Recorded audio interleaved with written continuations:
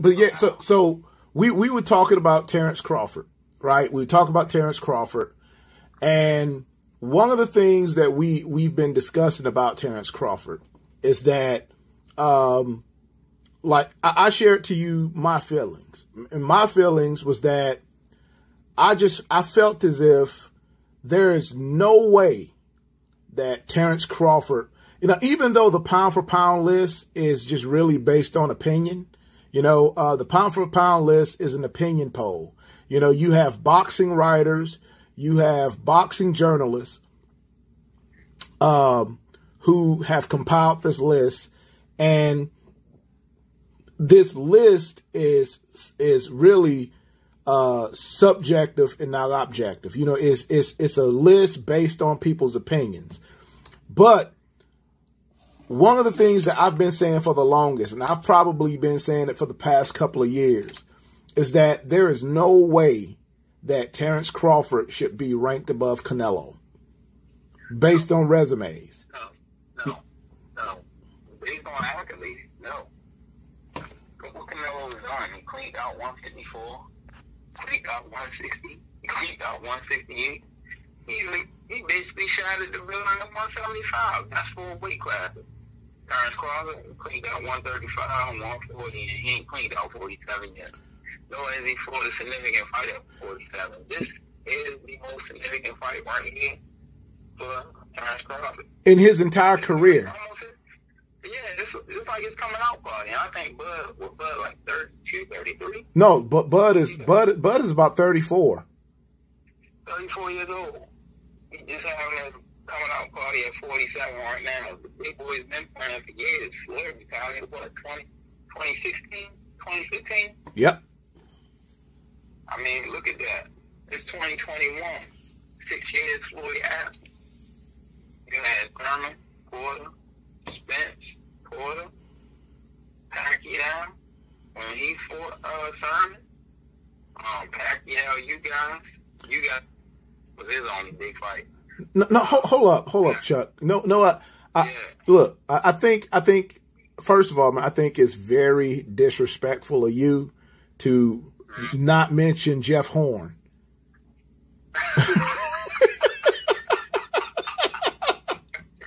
Dude, what are you talking about? First of all, when he beat Pacquiao, he turned around, lost, then he moved up in weight. And I ain't heard from him since. He moved up to 54, I think. He moved up. Matter of fact, I think he moved this far up to 68. I think he's a big boy. Yeah, I think Jeff Horn moved up as far as 68. Yep. But yeah, I'm pulling him up right now. He's 33. But that's the question of but still 33 years old. This is Terence Crawford's coming out party. Yep. So this is his coming out party. Like, this is the first legitimate fighter that Terence Crawford has fought his entire career. All this time, like, we've been calling Terence Crawford #1 pound for pound. Well, not we, other people. Terence Crawford hasn't fought anybody to have earned him that, to have earned him that title as #1 pound for pound. While Canelo, like, who has Canelo fought? Austin Trout. Champion, countless former champions, countless people that was on a pound for pound list, like even for a young Canelo to fight Shane Mosley, even though Shane Mosley was old bastard, what Canelo did to Shane Mosley, when I was watching the fight, and I saw him ripping them body shots to Shane, I was like, man, they gotta stop this, because it was nasty. But he went in there and did what he was supposed to do. But also you look at it like this. So whether or not we agree with it or not, because me personally, I don't agree with it.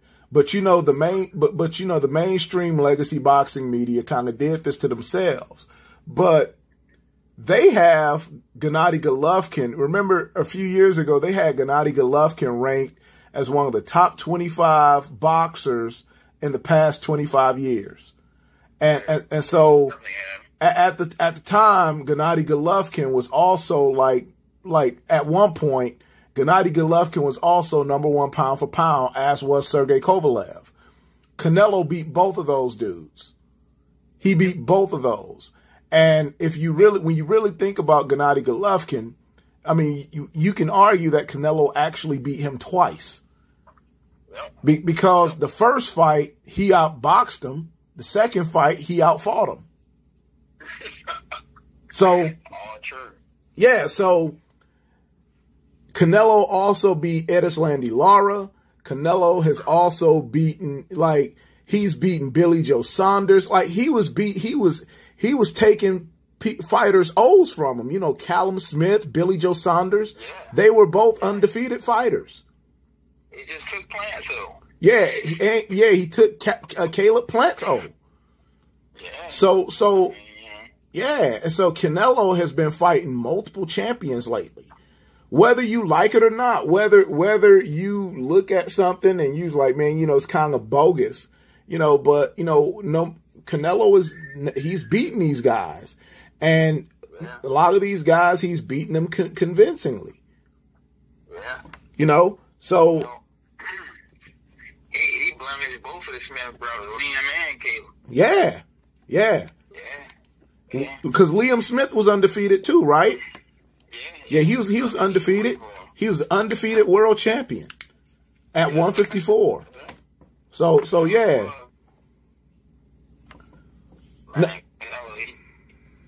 He's got to be Floyd. See, it's so early right now, and the problem is Floyd boxed into the 2010. So, but I mean, besides Floyd Mayweather, a lot of people say Manny Pacquiao, but I mean, you could see the decline in Pacquiao, and he lost to Marquez 4. That happened in the 2012 or 2013. Wasn't it? He lost to he lost to Marquez because remember it was 2011 when he lost to Bradley, and so he lost to Marquez in like 2012. So I want to say 2012, I want to say he took like a year off. That's when he. I'm about to tell you. So when he lost to Bradley in June 2012. He turned around and lost to Marquez by KO that same year, December 2012. Yep. And so he took a year off. Because Bradley.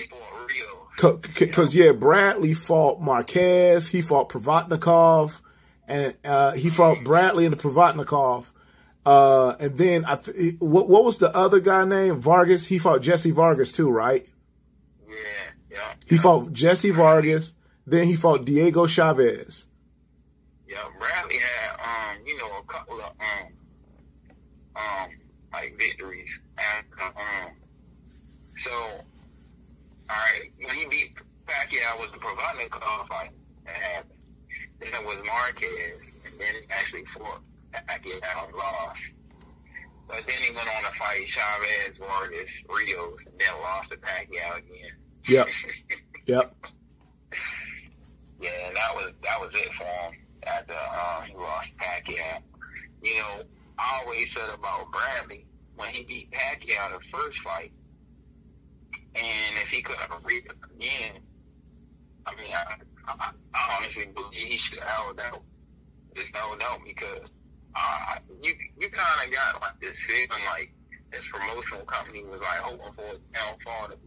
Like he was like, you know, the stepping tool for the next best thing. You know what I mean? For Tim Bradley to sit there. The Marquez fight was justified, but that happened after the Provatnikov fight, right? Yep. The torment that he went during the Provatnikov fight, he didn't have to. He was just coming off the Pacquiao. You know, I think he got like at the time, we used to call it a cool five. Everybody before Mayweather or Pacquiao would make like a cool $5 million or something like that, or $3 million. We made $3 or $5 million. Besides Marcos Maidana, I think he made like $1.5 million the first fight. But you could be Pacquiao. You made your money. Sit, chill. You know, because the Mayweather payday would have came. If he retired at that time, the Mayweather payday would have came. He would have been able to be like, look, I'm the only guy that beat Pacquiao right now. And this decade, you know, Pacquiao was undefeated. Remember, he ran through Cotto. Yep. He ran through, what's the cheetah? Margarito. So, you know, the Cotto boy, he ran through all of them. So, I mean, if he put himself up, maybe he would have lost against Floyd. You know, he would have lost. But he put himself up on the show. I guarantee you, all right, from the Pacquiao fight, we made the $5 million or maybe less, more, who knows? He fought Provodnikov, Marquez. Now, I know he made $4 million. Him and Marquez, I think, both split $4 million for that fight. But he fought Pacquiao again. Chavez, Vargas, Rios, Pacquiao again. I know for all them fights, he didn't make a sum of $25 million. Yep. And I'm talking about the fights post Pacquiao. All those fights I gave you, and that's all right, so Pacquiao 20, Rios, Vargas, Chavez, Provodnikov, Marquez. But that's 7 fights. 7 fights. So he would have had to make at least $3 million, over $3 million per fight to make over $25 million. Where he could have set up on the show, look, Lloyd, I'm the man to beat Pacquiao. You know, you want to take my oath, let's go. You know, then they could have been putting that together, brainstorming. That could have been another mega pay-per-view for both fighters. Because Bradley was undefeated and he had the rep. The only thing that took him down was the fans. So a couple of things though with that. So first of all, one of the things that I heard was that Bradley was considering a Mayweather fight till he went to go see Mayweather train. When he saw Mayweather train, he was just like, I don't want that fight. But I also think another thing is that Bob Arum loves these in-house fights. And I don't think Bob Arum would have allowed that fight to happen. Exactly. I don't think. That's what I'm saying. Like, yeah. Every time, like, the fighters contract with top ranked audience, and you know, like, I know we all basically pray for this. We pray that they leave Bob because look how long it took Pacquiao to leave. I went through countless ups and downs in his career, countless like financial problems in his career. For him to say like, I woken up, I really don't need Bob Arum to promote me. My in-ring skills promote themselves because I'm a household name. Who didn't know Manny Pacquiao? The kids at school knew Manny Pacquiao. Everybody on the street knew who Manny Pacquiao was. I guarantee right now, you can walk to the door and do a survey, 20 people. And I guarantee you, maybe 5 of them don't know who Manny Pacquiao is. Yeah. And I'm stretching. Because everybody knows who Manny Pacquiao is. Yep. International star, man. International star. Yeah. Yep. Yeah. So let me ask you this. So here's my thoughts about because Mike Tyson made some comments and he stated that Canelo has not faced real champions. So he said that Triple G a real champion. Triple G had 3 of the belts. Yeah. So yeah. I'm not going to see how he got the belt today. So when the belts is vacant. So yeah, what happened was that Gennady Golovkin started off the WBA interim champion. Right. And I want to say it was Felix Sturm who he wouldn't fight. Yeah. I mean, or Felix Sturm wouldn't fight him. And so, and they had awarded Felix Sturm with the WBC Super Championship because Felix Sturm was trying to fight like Kelly Pavlik. So then, Gennady Golovkin, he was the WBA regular champion, and then because they elevated him to WBA regular, then he fought. He got the super when he beat DeGale. He was because he fought DeGale. DeGale had the IBF. What?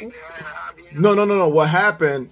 No, what happened? I know DeGale beat Sturm, and he vacated the WBA. Is that his name, DeGale? No, not DeGale. I'm sorry. Not DeGale. Daniel Gill. Daniel Gill. Yeah. I don't know why I'm thinking about yeah. DeGale. So yeah, Daniel Gill. Because what was the name, the dude's name who beat Sugar Shane Mosley? That was from Australia. That was like from Australia or New Zealand. Yeah. So yeah, Anthony Mundine. So Anthony Mundine. So he beat Daniel Gill before. So Daniel Gill fought him because both of them was from like New Zealand, Australia. Daniel Gill fought him with the promise that he was going to fight Triple G afterwards. So he fought Triple G. Triple G became super champion after beating Daniel Gill. Then, because I think what happened, I think what got I want to say what got Gennady Golovkin the super belt though was that Gennady Golovkin defeated he won the IBO championship, and then he fought what was the dude name? Marco Antonio Rubio, and Rubio was the WBC. He was the WBC interim champion. He was a WBC interim champion. Miguel Cotto, no, it was Sergio Martinez was WBC champion. Sergio Martinez lost to Miguel Cotto. Miguel Cotto, they gave him an ultimatum to either fight Gennady Golovkin, or they said fight Gennady Golovkin, or vacate the belt. They also said to pay Gennady Golovkin some step-aside money. Yeah, so Miguel Cotto, and I think it was like $1 million. Miguel Cotto was like, go screw yourself. And so he fought Canelo for the lineal championship, and then the WBC championship was vacant. Canelo beat Cotto, becoming the lineal and the WBC champion. So then the WBC playing their games with Canelo, pissed Canelo off. Canelo vacated the WBC belt. And remember, Canelo for a couple of years, man, he gave the WBC the silent treatment, because they were even making up these commemorative belts, for whenever Canelo was fighting at the Canelo weight. And Canelo was like, I'm not taking these belts. So then Gennady Golovkin fought David Lemieux. And Gennady Golovkin became, and for some reason, just like with Anthony Joshua, they're counting this IBO belt. No other division and no other champions have they been counting the IBO belts except with Anthony Joshua and Gennady Golovkin for some reason. No one cares about the IBO belts. But anyway, so Gennady Golovkin. Well, Vladimir Klitschko had the IBO belt. Yeah. Well, yeah, but who else could you get a belt to? I mean, yeah, but Gennady Golovkin, he was the WBA, WBC, the WBA Super, WBC, IBF, and IBO welterweight champion. So when he fought Canelo, Canelo was the lineal champion, and Gennady Golovkin had 3 of the 4 major belts at 160. Canelo fights him. Now what happens is that, wasn't it the second time when Canelo fought Golovkin where Golovkin vacated the belt to Derevyanchenko, and Derevyanchenko, he vacated the IBF. Derevyanchenko lost to Daniel Jacobs. Yep.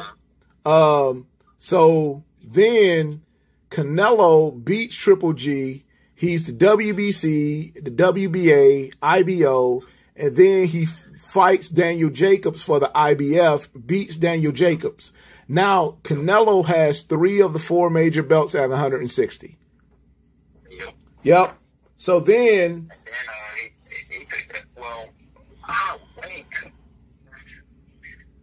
Let me see. I think... I remember after he beat Triple G, he went up. He went up to 68. Then he pulled Rocky Feldman, right? So after Canelo had defeated, after he defeated Daniel Jacobs, he actually goes up to 175 and defeats Kovalev. So yeah, he goes up to 175 and beats Sergey Kovalev. Then he goes back down to 168 and he defeats Callum Smith. Now, actually, after the Triple G fight, after the Gennady Golovkin fight, he goes up to 168 and he fights Rocky Fielding for the WBA belt. Yep. Everybody was like, well, he's fighting Rocky Fielding. Yeah. He's the biggest champion, but I mean, it's like a test to see, how he can adjust it the weight.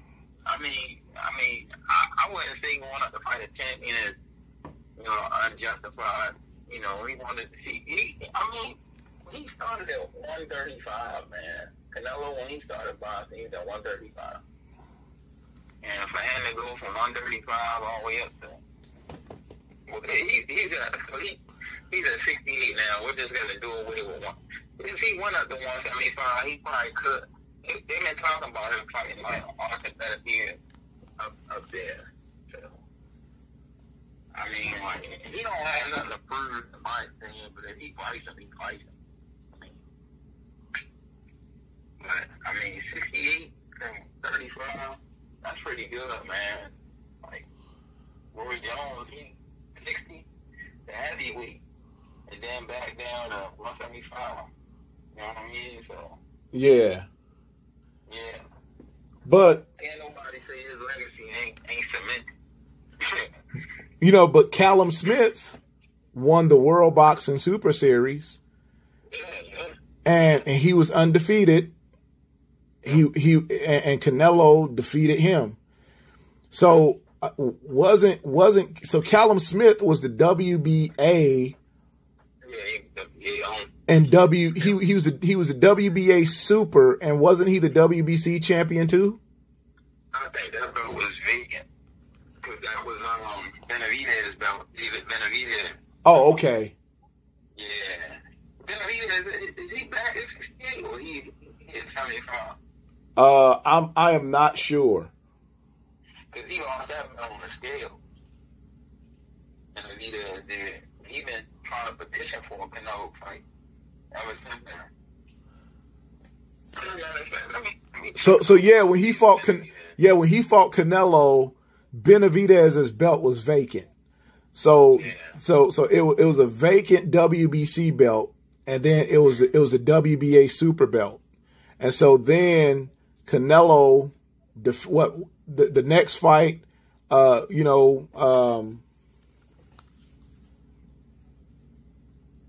think Caleb Smith was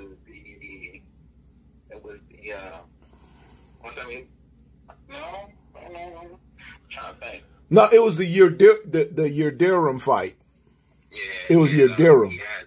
He kind of had it for him. That was Yeah, it was a mandatory defense. IBF mandatory? I thought it was WBA. WBA? Oh. WBA. That's kind of weird for the WBA. Especially when you're a super champion. You know they give you like 18 months. Yeah. Yeah, they don't give you no time. Like, 12 years, 12 months, they strip. Yeah, but 10 months, I think, you go on to negotiations for a fight. But yeah, he fought Yerderim, and then there was Yerderim, and then who else was it after that? So Billy Joe Saunders, who was WBO. Billy Joe Saunders was WBO, and then Caleb Plant was IBF, and Billy Joe Saunders was undefeated, and Canelo obliterated Billy Joe Saunders. Oh yeah. But no. Didn't he break his eye? Yeah. So think about it like this. So Terence Crawford, doing a comparison with Terence Crawford and Canelo. What Terence Crawford opponent is comparable to Billy Joe Saunders? What Terence Crawford opponent is comparable to Callum Smith? What Terence Crawford opponent is comparable to Caleb Plant? What Terence Crawford opponent is comparable to Gennady Golovkin? What Terence Crawford opponent is comparable to Sergey Kovalev? So it's like, thinking about that, like some people, man, are not giving Canelo his due. Yeah, Now I have my own agenda behind why I want to give Canelo his due. Because who's the only person to have beaten Canelo? Yeah. And it was an easy victory. Like, he didn't have a hard time at all. He didn't have a hard time at all. And here's the thing, another thing that I mentioned before to one of my friends was that, you think about this.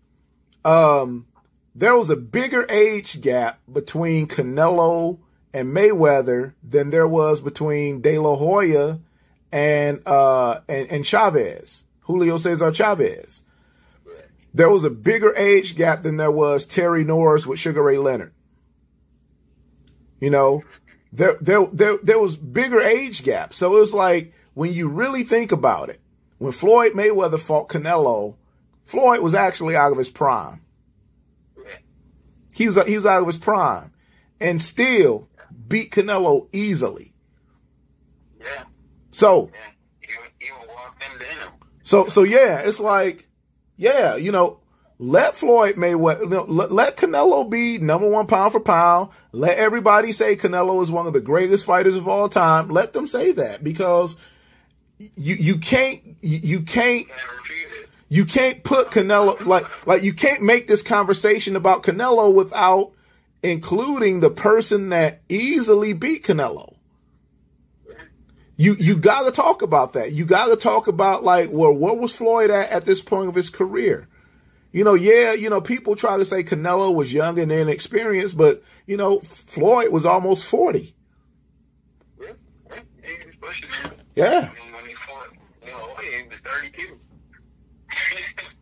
You said what? When he fought De La Hoya, he was 32, I think. Floyd was 32, and De La Hoya was like 35, 36. Well, no, I think Floyd was 30 and De La Hoya was 34. Yeah. Oh, okay. Yeah. So, I don't know, because Floyd is, his birthday is in... Floyd was born in 77. 77, yeah. Yep. It was like 77, 78, because Pacquiao is 70, right? Huh? Or 79. Pacquiao is 78 or 79. Pacquiao is about 79, I believe. Okay. Yeah. Okay. Yeah, so, he fought De La Hoya, that was what, 06, 07? Yeah, it was 2007. Oh, 7. Yeah, because remember what happened with that one was that it probably, because I think he fought Floyd in 07. So it could have been about 08 when he fought Pacquiao. Yeah. Because I remember Pacquiao was signed with Golden Boy and with Top Rank. Yeah. At the same time. That's before, things hit the fan between them, and they was like, we all know about the Golden Boy Top Rank story. I'm not even going to touch on that, because that's a whole other video. But, De La Hoya basically agreed to fight Pacquiao at a weight that he hadn't fought in 10 years. Yeah. Like De La Hoya, I think De La Hoya was probably fighting at like 154, 160. Yeah. And he agreed to go down to 47 to fight Pacquiao. So that was crazy. And that joke. He looked way drained. Yeah, he looked. I just, like, he didn't look well at all. Like, how some people are able to, lose the weight and still at least look healthy. He looked unhealthy. So, I mean, like, it was just bad, man. The whole thing was bad. Like, I mean, but it was a cash grab for both of them. So I think, so talking about Mayweather and Pacquiao. So we were talking about how, De La Hoya hadn't fought at that weight class in years. It had been 10 years since De La Hoya had fought in that weight class. Manny Pacquiao was signed with both Top Rank and Golden Boy at the same time during that time. But then, we get into the discussion of, what you were saying is that, had Mayweather and Pacquiao fought during that time, like back in 2009, 2008, they wouldn't have made near the amount of money that they made when they the fight finally did happen. Remember, they were saying like, they should split $100 million. Remember, that was the talk. Yeah. They split $100 million. Everybody was saying, maximum amount of money to go on for that fight was $100 million. Well, Chuck. No, I remember when they were initially talking about it. They were talking about each guy making about 25, 30 million each. Yeah. Yeah. When the fight was originally brought up. And then as the years had passed, we start talking 40 million, we start talking 65 million, and next thing you know, we're starting to get these ridiculous numbers. And one of the things I think one of the reasons why HBO had sicked their dog Larry Merchant on Floyd Mayweather. No, for real. Like I think one of the biggest things. I'm trying to remember the guy that was over HBO Sports at the time, but his name is brushing me because we had talked so much about him. Yeah. But anyway, so this was right after DeBella left HBO, right? So after DeBella left HBO, they let this guy take over. And then I want to say that, what's the dude's name that's at Showtime right now? Steven Espinoza. Yeah, wasn't Espinoza at HBO at one point? Yes. I think he was.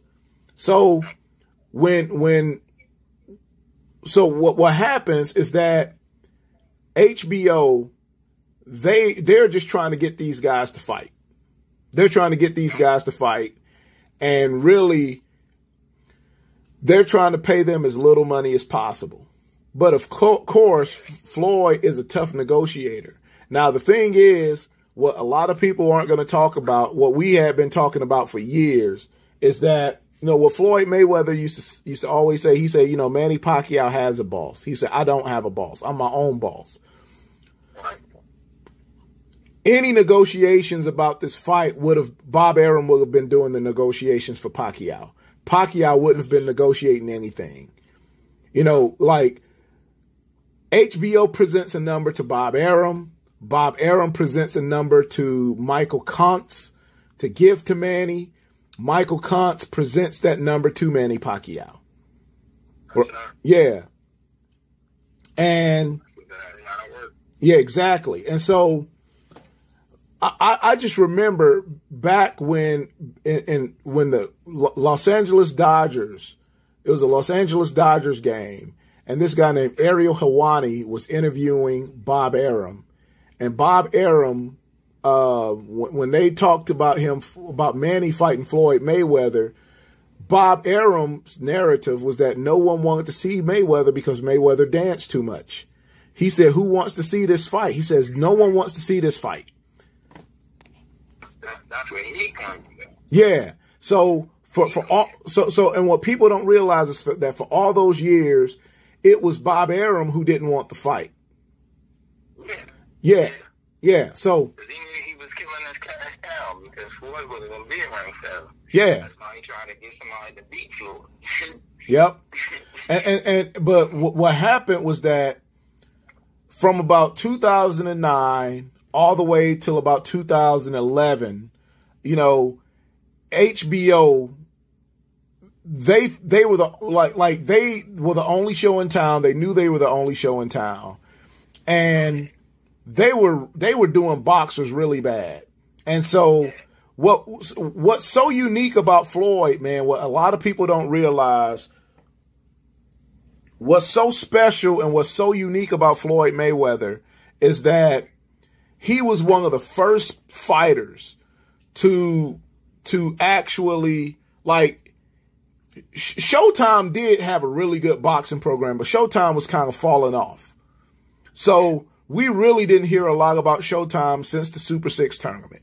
And we really wasn't hearing much from Showtime after that. What helped Showtime was that when Floyd Mayweather signed with them, had that huge contract with them. When Floyd Mayweather signed with Showtime, that opened the door for Premier Boxing Champions. That opened the door for those Al Heyman fighters. Because they almost tried to kill it with, Richard Cheever, Golden Boy, the Bob, when they tried to kill it. But I mean, the momentum was there then. Like I said, I don't know. Like I said, I don't want to speak on it. I don't understand it because at the time, you look at the money Oscar was making. I mean, the fighters weren't in contracts, but he was making money. Oscar was making money. His promotional company was afloat. And, him and Richard Cheever had a falling out. And then, next thing you know, they had Deontay Wilder was on their team. They had everybody. They had the Charlo brothers. Yeah, they had Charlo brothers. Everybody was fighting. Al Heyman fighters fighting through Golden Boy. Al Heyman was the managerial mouthpiece for all these fighters. From what I understand regarding Golden Boy's fallout with Al Heyman, from what I understand, is that Oscar de la Hoya, the Mexican fighters, they were basically like almost the whooping boys for the black fighters. Yeah, that's what they were saying. They were like pigs to slaughter. Yeah. So it was like people were upset that it almost seemed as if Oscar was feeding his fighters to Al Heyman's fighters. Like the Mexican fighters were like feeder fish to the black fighters. Yeah. But in reality, in combat sports, it ain't about, what brings the nationality. You are about, who's the best fighter.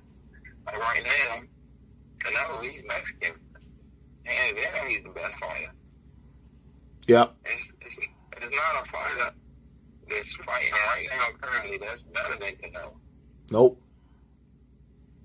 And you know, I put Spence on the board, pull the Crawford from it. You name it, whatever you want to name it right now, active. An active fighter is not a fighter that's active that's better than Canelo right now. Not in heavyweight, not in, but, you know, Tyson Fury. Because I'm not a Fury fan, but I'm giving him props because, I mean, he did what he was supposed to do. So I am one of you. Well, and let's talk about that too. So, talking about Tyson Fury, how it to me it seems as if you cannot. If you're gonna say Deontay Wilder is trash, then you got to say Tyson Fury is overrated.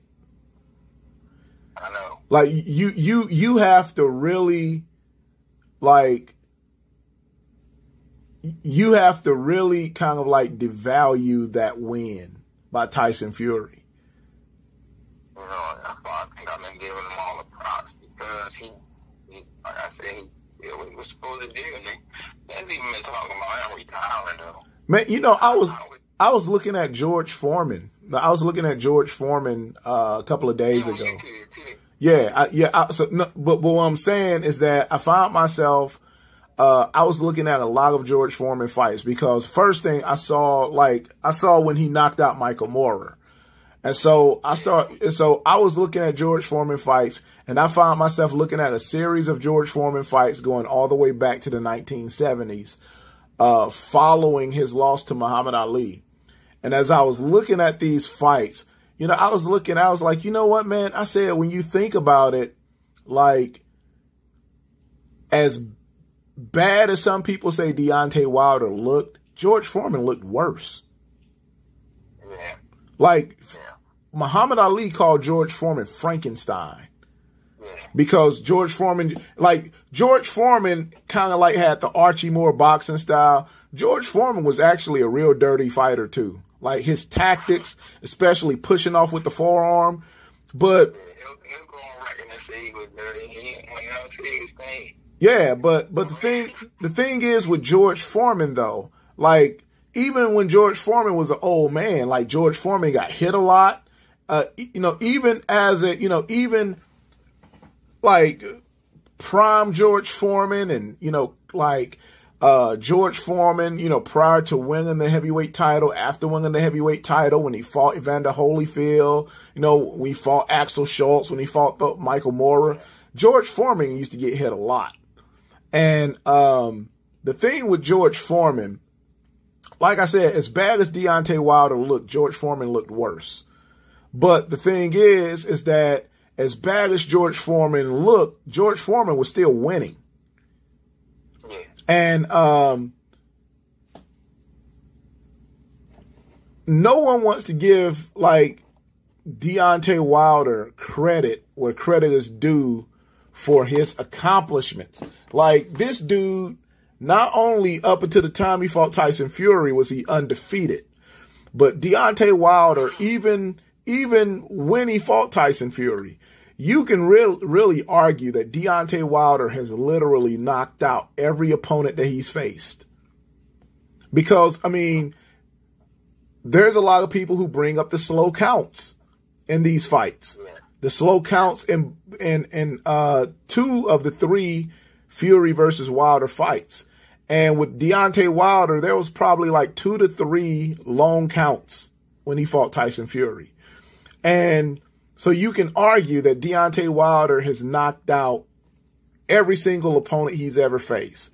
However, you know, unfortunately with Tyson Fury, he never got a win against Tyson Fury. But, you know, you can't just say, you know, people can't just look at Deontay Wilder and draw this conclusion that Deontay Wilder is overrated or that Deontay Wilder is unskilled or that Deontay Wilder was just hot garbage. You know, that's I think that's where a lot of people show that fanboyism. When you and make a statement and say, "Oh, you know, he was trash." You know, that's like, you know, sitting there saying Luis Ortiz was trash. I mean, I can't think of any fighter in the history of boxing. I can't think of any fighter, even some of these guys that were considered the greatest punchers of all time. And if you look at these guys who are considered some of the greatest punchers of all time, you think of guys like Marciano, you think of guys like George Foreman, you think of people like Mike Tyson, Lennox Lewis, Riddick Bowe, you know, Joe Frazier, all of these dudes, you know, Joe Louis, all of these guys who were considered big punchers have those big punchers. And I even remember, like, I think it was like Chris Areola tried to say that Vladimir Klitschko hits harder than Deontay Wilder. But here's the thing, even those fighters, can any of those fighters say that I've knocked down or knocked out every single opponent I faced? No. When you look at boxing history, the only fighter who we can say that about in the history of the sport of boxing that has knocked down or knocked out every single opponent that they've ever faced is Deontay Wilder. Now, of course, people are going to try to bring his resume into question. They're going to try to bring in the quality of opposition, but you can't help who you fight, especially in the heavyweight division. You know, like you're going to have you're either going to have like a really strong heavyweight era like Muhammad Ali did, or you're going to have a very mediocre era of the heavyweight division like Mike Tyson did. You know, Mike Tyson had a very mediocre heavyweight division. And what was crazy about the heavyweight division during that time was that Larry Holmes had dominated. Larry Holmes dominated, and then he was just he was just a recipient of a couple of really bad decisions, you know, against Michael Spinks.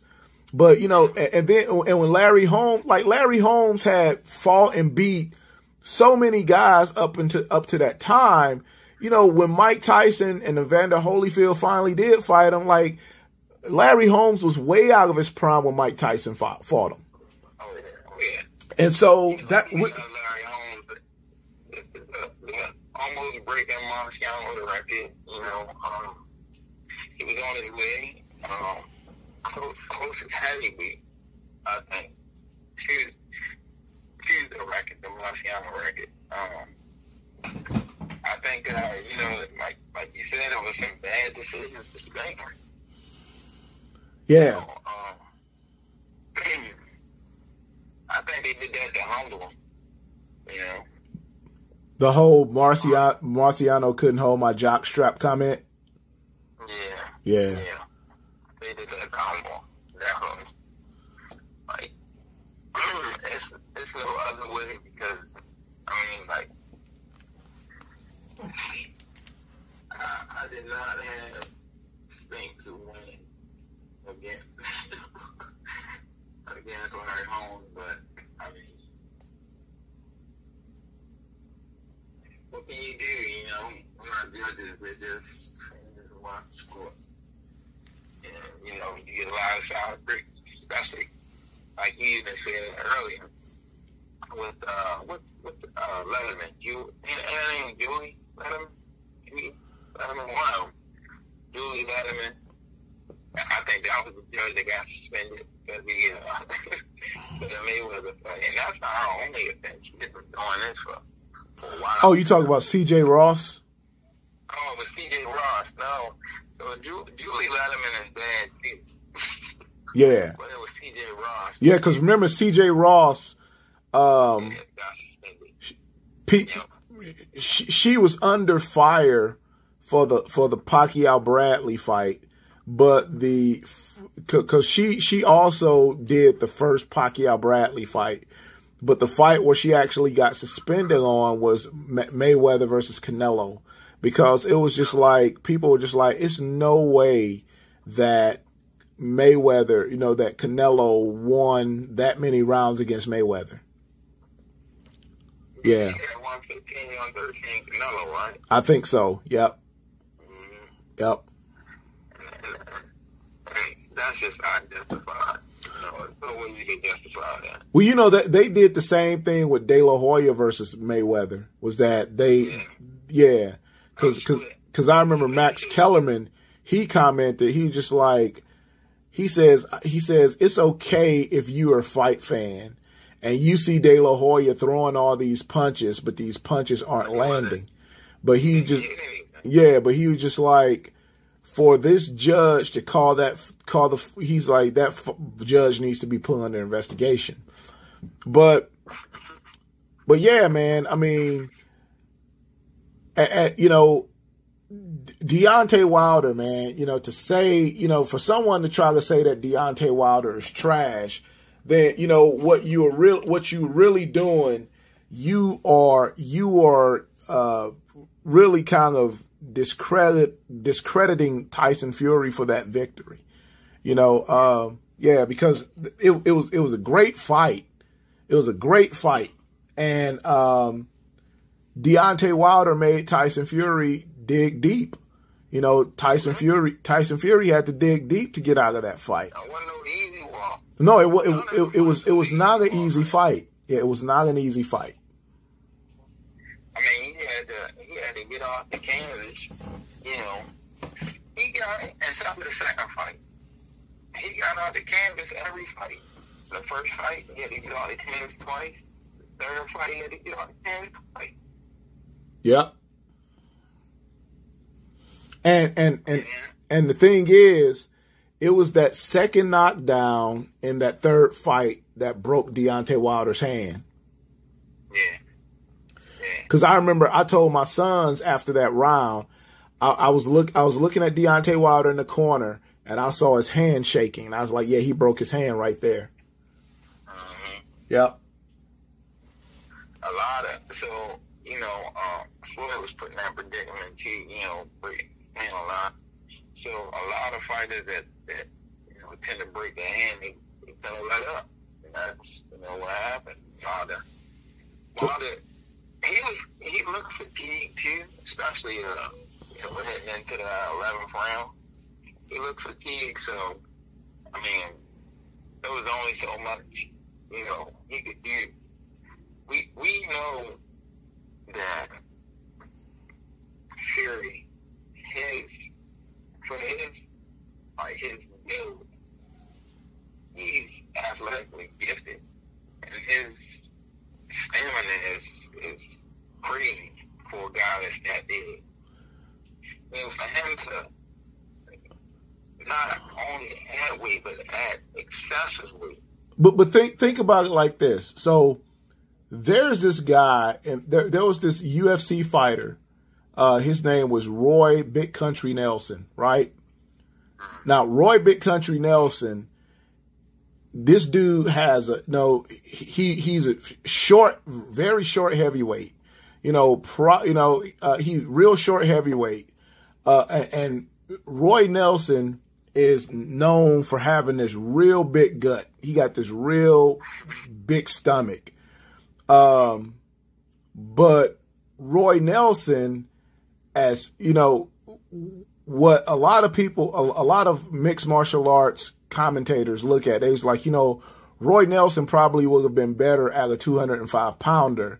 It's just that Roy Nelson didn't want to cut all that weight. But Roy Nelson, as fat as he was, had really good stamina for his size. He had really good stamina. The people who seem to have, honestly, the people who seem to have the most stamina problems are the more muscular fighters. Like, because you think about it, muscle weighs more than fat, and especially if you're top heavy, someone like Kimbo Slice, that's what used to make Kimbo, that's one thing that used to affect Kimbo Slice was that Kimbo Slice was short-winded. And it had a lot to do with how muscular he was. He was carrying all of that muscle mass. He was carrying all of that muscle on top. And even though he had ridiculous punching power, Kimbo Slice was top heavy. And especially these dudes who've gotten that big by lifting weights, those dudes, like, they tend to, after a while, they tend to be real stiff. And just like, I think Tyson Fury, even though he was, even though for the most part he was fat, Tyson Fury reminded me a lot of Roy Nelson, in that, Deontay Wilder, let me put it this way. Deontay Wilder, he was sparring with that muscle. He put on that weight. He put on all that muscle by weightlifting. But for the most part, like, he would have had to go for the early stoppage. Yeah. That was his best chance of winning, was an early stoppage. The longer that fight went, the more it was going to favor Tyson Fury. So with Tyson Fury deliberately puts on that much weight because Tyson Fury, like, he's at an advantage because he puts on a bunch of weight. He spars in that weight. He jogs with that weight.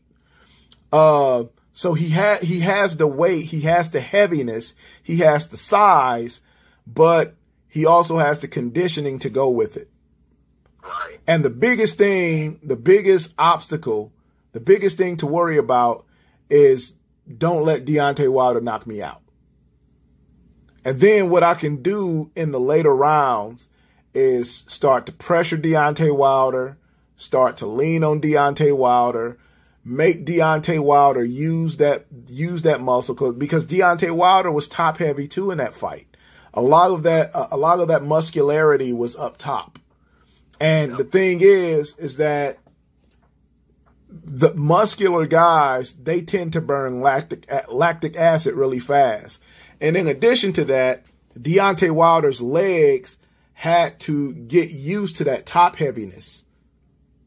Now, a lighter Deontay Wilder, if Deontay Wilder was like 215, 212, 209 like he was at first, he was more dangerous to Tyson Fury at those weights. It was just that Tyson Fury was just too big for him. Yeah, he was just too big. And Wilder, he ain't comfortable fighting as a smaller fighter. No, he's not. I noticed that, like, he has to have that height dominant. And, Tyson Fury, was he 6'9"? Tyson Fury was a perfect big man that night. Yeah, Tyson Fury is 6'9", but he was a perfect big man that night. Yeah, he did what he was supposed to do. Yep. He's got a 2-inch height advantage on Wilder, I believe. And like I said, Wilder had to basically keep the fight in the middle of the ring if he did. That would have been dividends. But like you said, he had stamina. His muscle got him down. So, yeah. I don't see him retiring though. I mean, the defeat is a defeat, but I think he can bounce back from that. Like at first I was just hoping he didn't get knocked out, in a bad fashion. In a way, he didn't. It was like, his stamina was just gone. So I think Anthony Joshua is through a lot more than Deontay Wilder is. Yeah. Yep. Yeah, Joshua, his confidence just keep growing with every ball. I mean, he did a good job bouncing back versus Ruiz, but Ruiz got comfortable. Andy Ruiz, first match the heavyweight champion. Actually, he wasn't the first. They say he the first match the heavyweight champion, but I don't know. He is. He is? Yeah, John Ruiz was Puerto Rican. Oh, he was Puerto Rican. Okay. Yeah. So, he got comfortable. He went out, bought himself a Rolls Royce, started at the crack, and he entered the limelight. And it is Usyk. What is Usyk on? You know the story about Usyk. Buying lavish gifts. Usyk back in the gym. He ready. He ready to go again. He ready to defend his title and start his reign to heavyweight. There was this dude named Mario Sperry. He talked about the difference between champions and losers, and he was just like, he says, he said a loser when they win. So first of all, he said that victory isn't success and defeat isn't failure. And he says that when a loser wins, he says they become comfortable and they become lazy. And he says, but when a champion loses, he learns from his mistakes. And so Andy Ruiz, he looked at that victory as success. And honestly, with Andy Ruiz, that may have been like Andy Ruiz, sometimes you have these guys and I think Buster Douglas is another very good example of that. Is that, no, for real, yeah, Buster Douglas is a very good example of that. And I also would say someone like what's the dude's name? What was the dude's name? Bruce Seldon. That's another real good example of a person who's just just one hit wonder. They'll be world champion, but it's going to be very short lived. James Bone Crusher Smith, Tony Tucker, Trevor Berbick. Honestly, those were the best fighters Mike Tyson fought, but these were guys who you knew they were not going to be champions for long. And as a matter of fact, the guys that Mike Tyson beat during that time, and I know we just immediately switched over to Mike Tyson, but the guys that Mike Tyson beat, Larry Holmes already beat those guys. So convincingly. And so Larry Holmes was just like, I ain't paying no sanctioning fees. So Larry Holmes, he relinquished those belts. He let those guys get those belts. Larry Holmes was lineal and IBF champion, and he just let those dudes fight. And, and those dudes were feeling good with their little, titles. And, but they didn't want no smoke with Larry Holmes no more. And so Mike Tyson fought those dudes. And, all those opportunities, fell in Mike Tyson's hands. But because I think when Spinks beat Holmes, he was IBF champion. And when Spinks retired, Spinks kind of went into semi-retirement, but he relinquished the IBF belt. And I think Tony Tucker fought for the vacant IBF belt. And I want to say Tony Tucker fought Buster Douglas, actually, and beat Buster Douglas for the vacant IBF belt. Yep. But man, again, you these are just the type of fighters that were they were just meant to be champion for a very short period of time.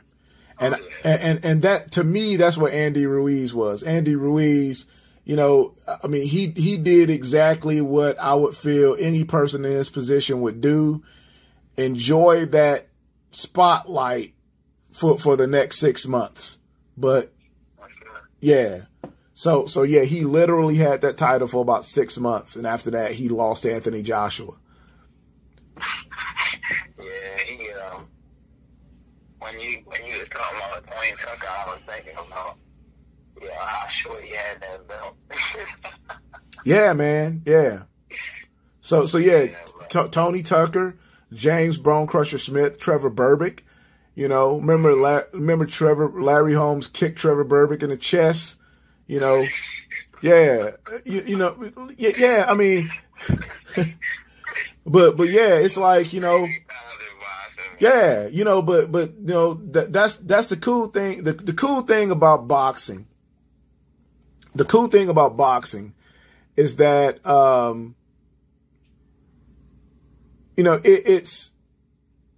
it's harder to remain champion than it is to become champion. And so you think about the greats, and again, not you can't take away anything from Deontay Wilder, man. Deontay Wilder had 10 successful title defenses. Yeah, I mean, like, how can you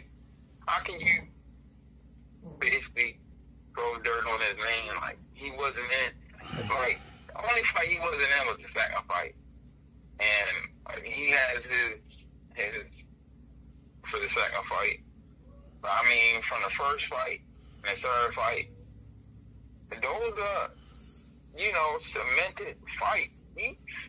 Some even calling it the best fight of the decade, the third fight. Like, Fury versus Wilder was light years better than Fury versus Klitschko. Yep. Fury versus Klitschko was like, what is going on here? Yep. Like, you know how many times I voiced my displeasure with that fight. Like, for everything that fight could have been, it was nothing like it. I mean, Fury was talking trash like none other. Like, really, he was going at Klitschko, the fight just didn't live up to anything. Like, it was like, I couldn't even tell you what the action was. It was just so much holding in the fight. Like, he should have deducted points. Like, look, I'm going to just deduct points because you holding. Like, I ain't winning. And people don't want to see that. That's it. But that's the reason why Tyson Fury and Vladimir Klitschko fought where they fought at, because if they were that, Vegas wouldn't have took that. Nah. Vegas and New York wouldn't have played that. So yeah, they were smart in doing that. Oh yeah. Because they fought in Germany, right? They fought in Germany. Yeah. So yeah, it was like they knew to fight in Germany, not to fight in Vegas, and that was one of the reasons why the Klitschko's, fought in Germany anyway, because HBO, there wasn't nobody feeling them like that. Right. From our stateside, everybody knew the belts. Like, we didn't have any heavyweight champion. And they knew that, nobody could beat the Klitschkos, So, I mean, I guess that's what freaking heavyweights. They didn't even try. I mean, Tony the Tiger Thompson tried. Look what happened to him. Yeah, So he's still they still have the little memes about him. That he got knocked out and he laid down like he was sleeping. Yeah. But we didn't have a chance at heavyweight at that time. I ain't saying we don't have a chance now, but I mean, like, as far as American heavyweight, Wilder leads that. I don't think, and that's, Big Baby included, none of them guys can beat Wilder.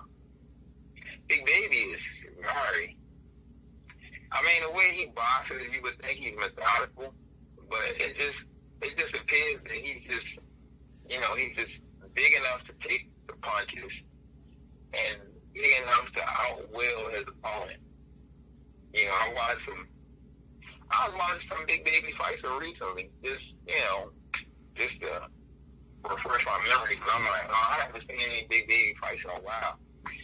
So I watched one of his fights with the guy from Iowa. What is that guy's name? I can't remember the guy's name, but he was from Iowa. And there's a muscular guy. He looked like he played, probably semi-pro football, and he can't turn into a boxer. But, had he fought Big Baby better, he probably could have beat him. He just, made himself more. I'm about to see what fight it was, and I'm going to tell you the name. I think the guy's name, it starts with a J. Let me do it. Let me see something. Terrell Miller. All right. That was one of the recent fights, too. Let's go to this. All right, I'm going to tell you right now.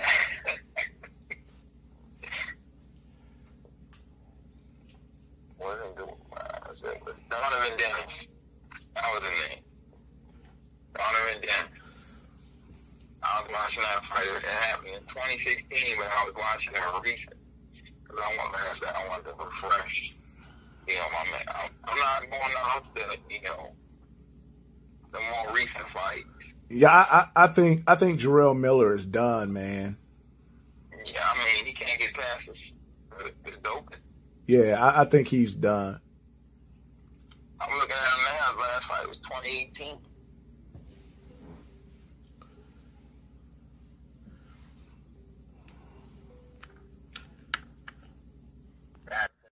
Hey, all right. So you said you had what now? All right, bro. Ring Magazine TV rating, heavyweight. Fury's number one. Usyk is Fury's the champion. Excuse me. Usyk is number one. Joshua number two. Wilder number three. Dillian White number four. Joseph Parker 5. Andy Ruiz Jr. 6. Luis Ortiz 7. Michael Hunter 8. Joe Joyce 9. And Philip Garvey, I don't know, he's from Croatia, but he's 13-10. I know why Joe Joyce is rated so high because he beat Daniel Du Bois, but he's just got on the list too. Joseph Parker shouldn't be ranked that high. Who, Joe Joyce? No, Joseph Parker shouldn't be ranked that high. Oh, yeah. I mean, he's a former champion. I know. Who has he beat lately, though? Yeah, that's another thing. He's been beating the has-beens of, you know. Yeah. He's going to fight Chisora again. I mean, Chisora's done now. Yeah, man, Chisora. When Dillian White fought Chisora was done. Right. And I don't even know how he continued to get his boxing license because they took it away from him because of, you know, the way he was. Let's see something. Joseph Parker. He ain't got nothing since he sold them belts. Yeah. Well, sold them belt. Yeah, one belt.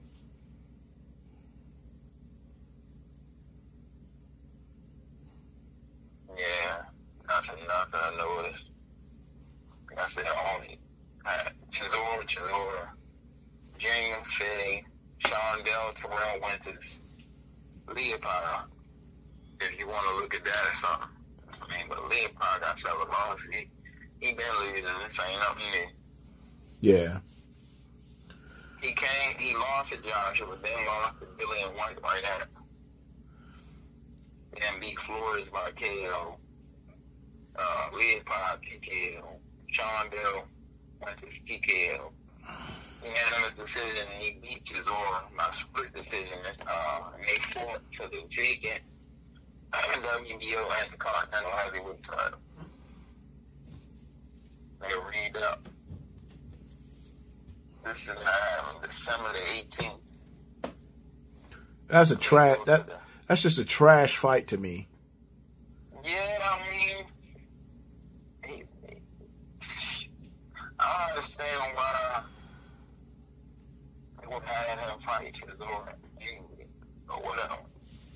He needs something to keep him busy. Chisora got 11 losses, so.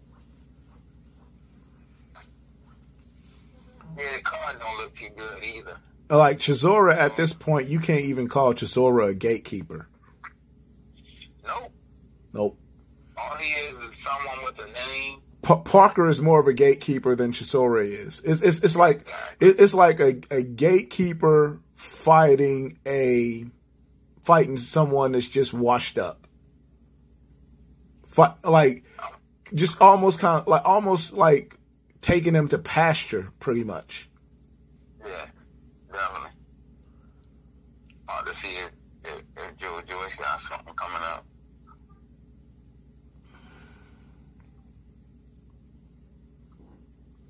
see, where is Joe Joyce?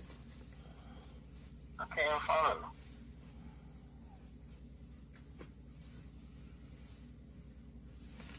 I cannot find Joe Joyce. It's crazy. Yeah. I was looking for him on, Well, we'll be, so that'll do for right now. So we gonna finish this conversation, but thank you guys for watching. Leave a comment below. All right, peace.